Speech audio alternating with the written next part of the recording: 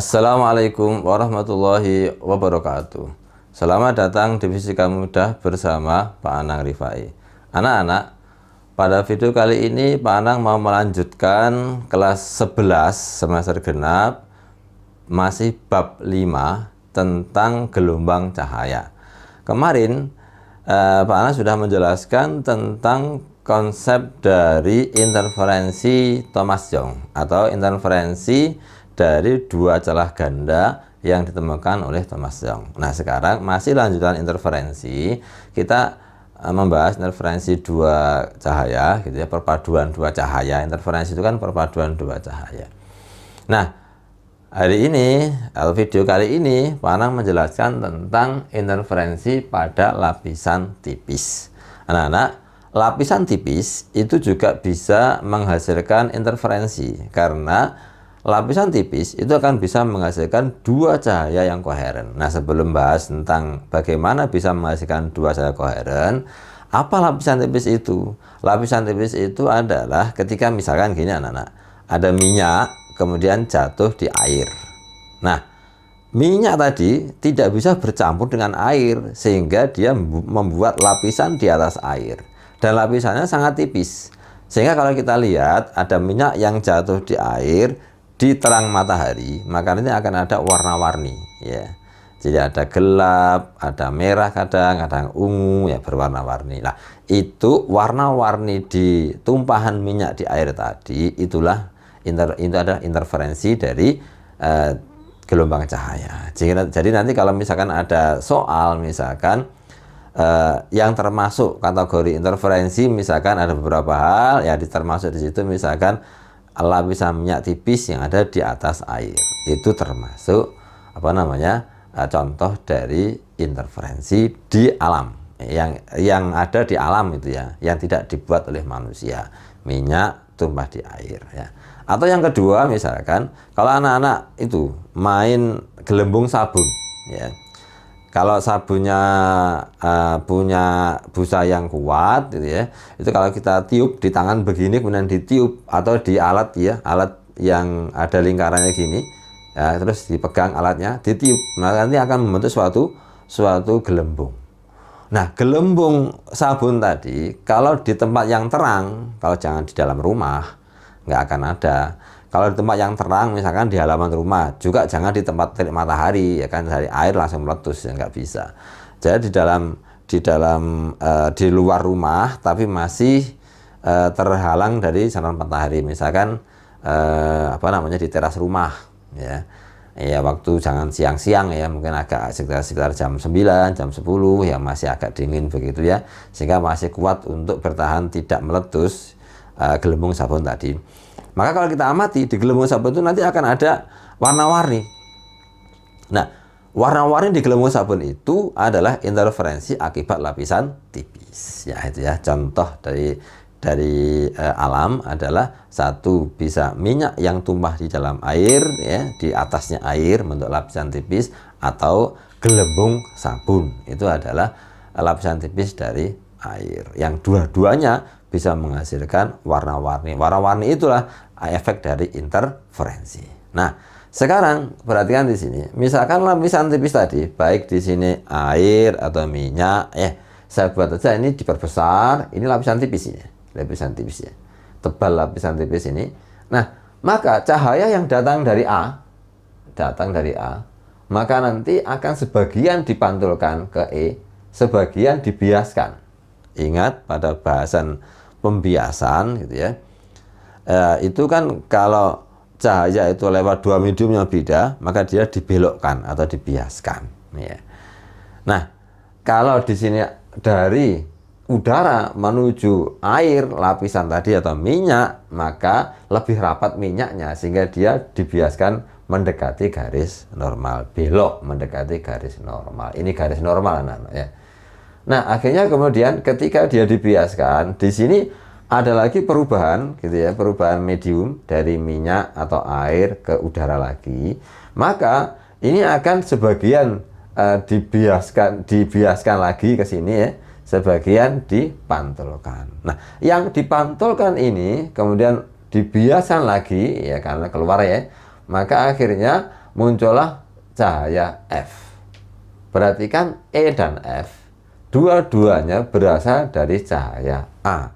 Cuma satunya begitu sampai ke lapisan langsung dipantulkan, satunya dibiaskan dulu, dipantulkan, dibiaskan. Nah, tapi aslinya berasal dari satu cahaya.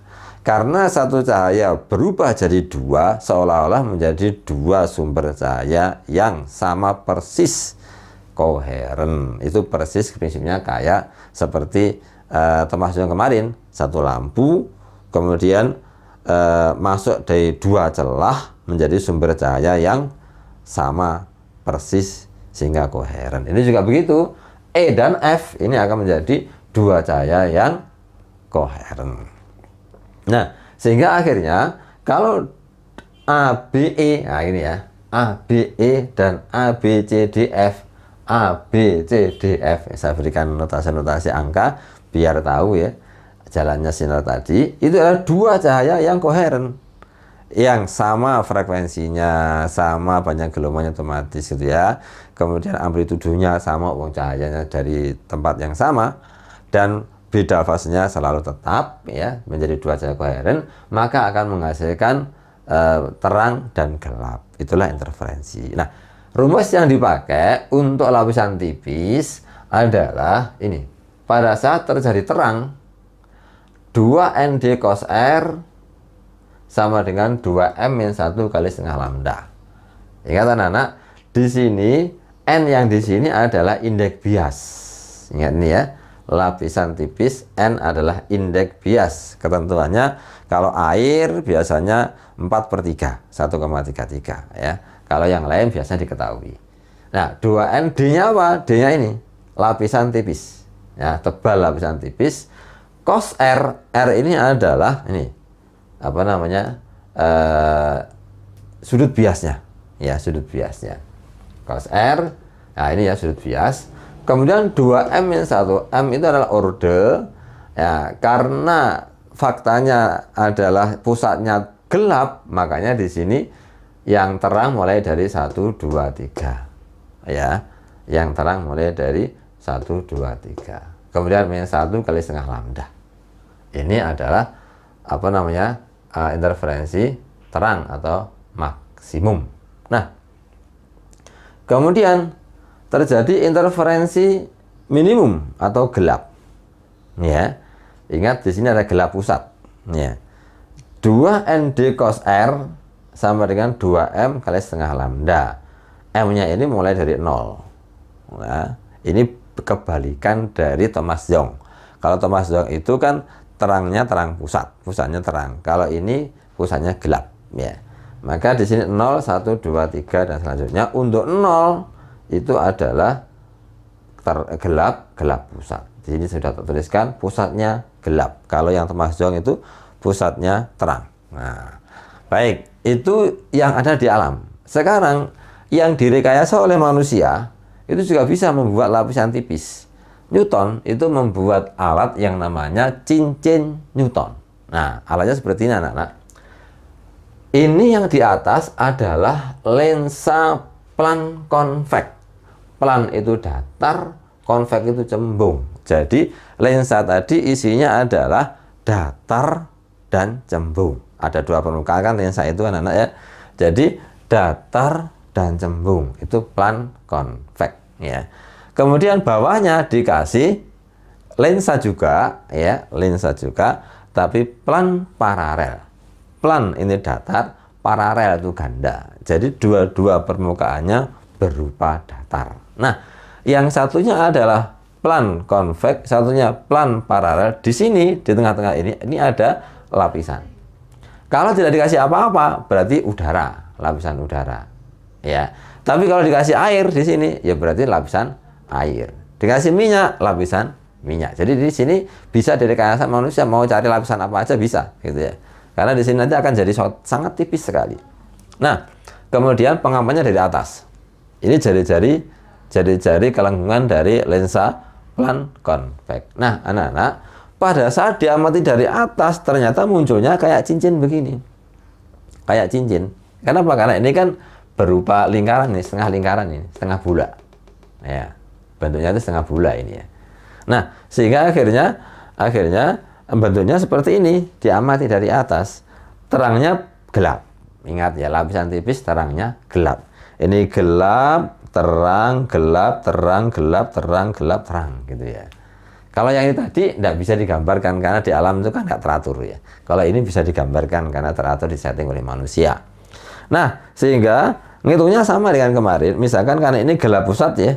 Terus misalkan kita mau cari yang ini gelap. Ngitungnya adalah gelap pusat, gelap 1, gelap 2, gelap 3. Sekian ini adalah R gelap 3. Kenapa pakai R? Karena lingkaran yang kita lihat jari-jarinya. Kalau kemarin Thomas Zong itu pakai P ya, karena memang jarak ya, jaraknya. Di sini pakai R karena di situ jari-jarinya ya. Begitu pula kalau yang terang. Terang ingat terang pusatnya nggak ada, langsung terang 1, terang 2, terang 3, terang 4. Maka di sini jarak ini tengah-tengah sampai sini itu adalah R terang 4. Nah, untuk perumusannya dari konsep yang dikembangkan oleh Newton dengan nama cincin Newton tadi ya. Karena memang bentuk lapisan-lapisan bentuk pengamatannya itu seperti cincin warna-warni gitu ya. Cincin yang gelap terang, gelap terang, gelap terang begitu ya. Nah, terangnya itu bisa warna-warni ya, tergantung nanti apa yang ada di situ. Pokoknya ada warna itu dianggap terang, kalau nggak ada warna berarti gelap. Nah, rumusannya adalah terjadi interferensi maksimum atau terjadi lingkaran terang ya. Terjadi lingkaran terang ya. Nah, tapi kalau misalkan ingin membuat satu warna ya dikasih aja sinar, masuk ke dalam satu ruangan, buat sinar merah misalkan ya, nanti akan lingkarannya merah gitu ya. Kalau pakai sinar kuning ya lingkarannya kuning. Tapi kalau di luar di tempat matahari itu bisa berubah-berubah kemungkinannya begitu. Kayak yang di alam tadi, lapisan di minyak atau lapisan di air, kalau di matahari kan begitu ya. Kalau misalkan berada di ruangan yang mono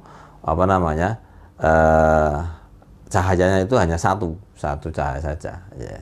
Jadi maka ya pasti hanya warna itu aja yang muncul. Tapi kalau matahari itu kan multi ya, jadi gabungan dari warna yang ada sehingga bisa macam-macam. Baik anak-anak, untuk terjadi interferensi maksimum atau terjadi lingkaran terang, maka rumusnya ini N RT N kuadrat sama dengan 2M-1 kali setengah lambda kali R. Nah, N indeks bias lapisan. Nah, tadi kan antara plan konveks dengan plan paralel digabungkan, ditempelkan begini. Lapisannya itu apa? Kalau misalkan tidak pakai apa-apa, berarti udara, maka ini ya 1. Tapi kalau misalnya dikasih air, maka ini ya pakai 4/3 kan air ya. Nah kemudian R terang ke N, tergantung yang kita cari. Jari-jari terang ke berapa? Kalau terang ke 1 ya berarti 1. Biar nyambung dari sini bukan TN ya, TM ya. Ini kan ordernya pakai M namanya.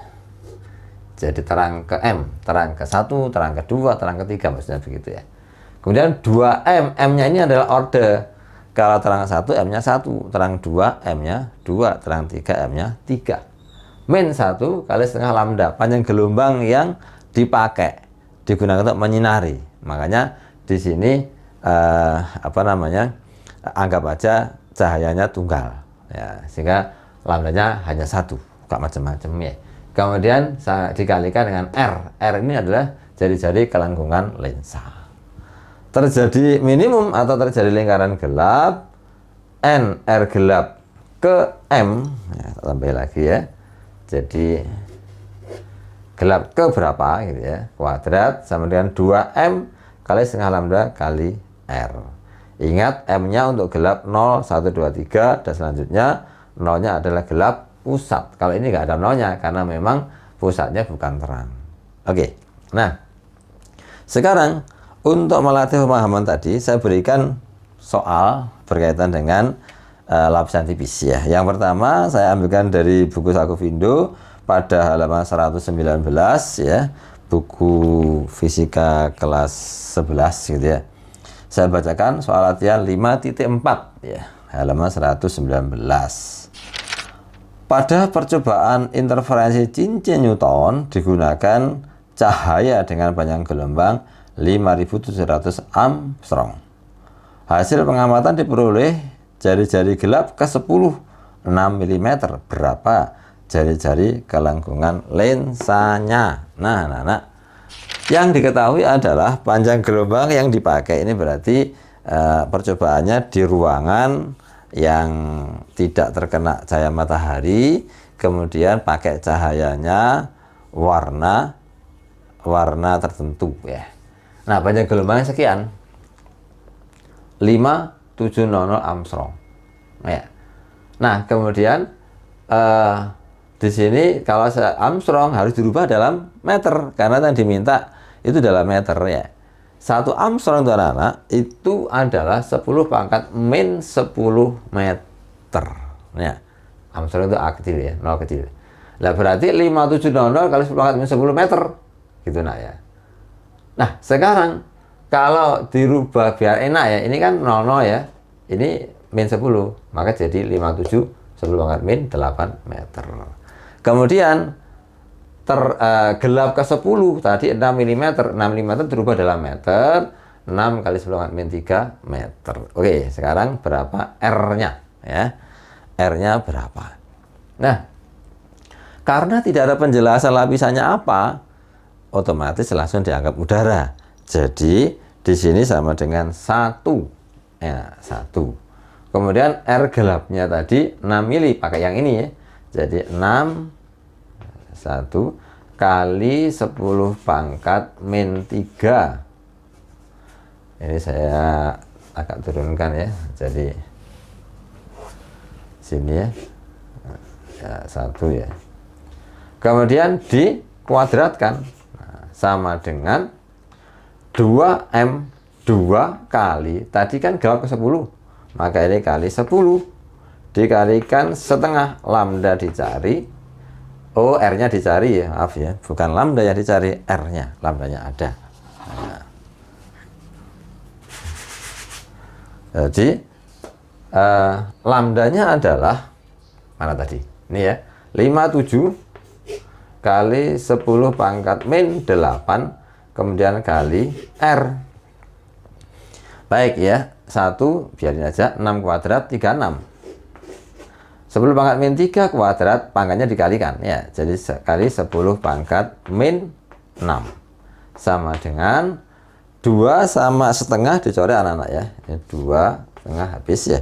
Sehingga tinggal ini ada 10 min 8, maka tinggal min 7. Biar sama dengan ini, saya pakai koma ya. Kalau koma jadi min 6 gitu ya. Saya ulangi lagi. Ini 10 dengan min 8 tinggal min 7 ya. Min satunya tak pindah ke sini jadi 5,7 min 6. Jadi gitu ya, di sini 5,7 kali 10 pangkat min 6. Nah, akhirnya kita bisa coret ini sama kan. Nah, gunanya itu ya, kalau tidak dibuat min 6 kan akhirnya masih ada pangkatnya. Akhirnya kita dapatkan ini masih kali R ya. Ya. Jadi R-nya dapat sama dengan 36 dibagi dengan 5,7. Nah, ini kalau pakai kalkulator hasilnya 6,3 meter. Ya, jadi percobaannya Newton untuk menghasilkan seperti itu butuh R atau jari-jari kelengkungan lensa 6,3 meter. Nah, anak-anak, saya tambahi satu soal lagi berkaitan dengan lapisan tipis yang di alam gitu ya, yang tidak disetting manusia. Di buku paket halaman 118 soal latihan 5.3. Selaput tipis air sabun disinari dengan arah tegak lurus. Ingat ya, tegak lurus dengan menggunakan cahaya natrium panjang gelombang 589,3 nanometer. Jika indeks bias air sabun 1,33, hitunglah A. Tebal minimum selaput yang tampak terang. B. Tebal minimum selaput yang tampak gelap. Nah, jadi yang menyebabkan tampak gelap dan terang itu tergantung tebalnya selaput kalau di alam itu. Saya kenapa kemudian ketika kita lihat di lapisan sabun tadi bisa kadang-kadang muncul ungu, kadang-kadang muncul merah, itu juga tergantung tebalnya. Karena kadang muncul gelap. Di sini hanya dikatakan minimum, ya, minimum D-nya berapa. D-nya berapa kalau terang, D-nya berapa kalau gelap. Nah, caranya begini anak-anak. Karena koma-koma angkanya sudah tak tuliskan semua, tinggal saya jelaskan aja. Ingat di sini R-nya 0. Kenapa kok R-nya 0? Cahaya tadi kan tegak lurus. Anak-anak pada bahasan bahasan di optogeometri, ya. Kalau pada pembahasan pembiasan, kalau cahaya itu datangnya tegak lurus atau sejajar dengan garis normal atau tegak lurus dengan bidang, ya. Lurus, ya, itu nanti akan langsung diteruskan. Nah, kalau lurus diteruskan berarti kan pembiasannya nggak ada atau R-nya sama dengan 0 gitu ya. Jadi sudut antara sinar bias dengan garis normal, karena dia lurus garis normal maka sama dengan 0. Jadi itu ya, itu kenapa R-nya 0, karena tadi diteruskan, ya. Tidak ada pembelokan. Ya. Kemudian panjang gelombang yang dipakai sekian. Ya, 589,3 nanometer. Ingat, nanometer itu pangkat min 9 meter, ya. Nanti bisa dibayangkan berapa tipisnya. Kemudian air indeks biasnya adalah 4/3 atau 1,33. D minimum terjadi terang. Maksudnya ketebalan minimum, ya. Jadi misalkan agak tebal dikit ya enggak apa-apa, tetap akan terjadi terang. D minimum terjadi gelap. Nah, rumusnya adalah pada saat terjadi terang tadi, ya, 2ND cos R sama dengan 2M-1 kali setengah lambda. Karena di sini adalah terjadi terang minimum, maka NM-nya, ordunya kita pakai 1. Ya, kita pakai 1. Ya. Sehingga akhirnya kita masukkan 2, N-nya air 1,33, D kita cari, cos R, cos 0 sama dengan 1, ya. 1, ya. 2 M-nya 1 karena minimum D-nya, ya. Min 1 kali setengah kali 589,3. Baik. 2 kali 1,33 itu 2,66. Ya, kalikan 2 aja, ya. D. Kemudian 2 kali 1 1. Min 1 2 kali 1 2. 2 min 1 1. Wah, gitu ya. Terus setengah, ya. Kemudian 589,3. Oke. Sekarang kali silang, kita cari D, maka ini 2,66 dipindah ke bawah. Jadi akhirnya 589,3 ini, ya, dibagi dengan bawahnya kan 2. Terus ini ke bawah jadi ini. Jadi akhirnya 589,3 dibagi 2 kali 2,66. Bisa pakai kalkulator, nanti hasilnya ada 110,78. Ya, hasilnya 110,78 nanometer. Kita bayangkan dalam meter, ya. Nah, bayangkan dalam meter. Kalau ini saya naikkan, saya kedepankan 1, 2, 3. 3 digit ke depan, berarti tadi min 9 dikurangi 3 tinggal min 6. 0,1 meter itu 10 cm. 10 cm kali 10 pangkat min 6, sangat tipis sekali. Nah, sekarang bagaimana kalau gelap? Kalau gelap rumusnya ini 2ND cos R 2M setengah lambda. Sama dengan tadi 2 kali 1,33 kali D. Ingat cos R cos 0 1. 2 kali 1 karena D-nya minimum, ya, kali setengah kali 589,3. Akhirnya 2 kali ini ketemunya 2,66 D. Ini 2 kali 1 2 kali setengah 1. 589,3. Jadi D-nya cukup ini dibagi ini. 589,3 dibagi 266. Ya, hasilnya tinggal 2 kalinya ini kan. Ini kan masih dibagi 2. Ini kan tidak ada 2-nya. Jadi 2 kalinya 221,5 nanometer, ya. Jadi kalau kita majukan 1, 2, 3, 0,2. Jadi 20 cm kali 10 pangkat min 6. Jadi kalau situ 10 kali 6 meter sentimeter, maka terjadi terang gitu ya. Mau dinaikkan 11 boleh cek terang ya. 12 cek terang, sampai warnanya berubah-berubah. Kemudian kalau sampai 20 baru gelap. Gitu loh maksudnya gitu ya. Nah, gitu ya. Itu sehingga akhirnya kita bisa lihat di dalam lapisan sabun atau lapisan minyak tadi ada berbagai warna tergantung ketebalan dari lapisannya. Tapi memang lapisannya itu sangat tipis karena di sini dalam satuan 10 cm tapi pangkat min 6 gitu ya. Sangat tipis sekali. Baik, mungkin ini yang bisa saya sampaikan untuk pembahasan interferensi pada lapisan tipis. Semoga bermanfaat. Assalamualaikum warahmatullahi wabarakatuh.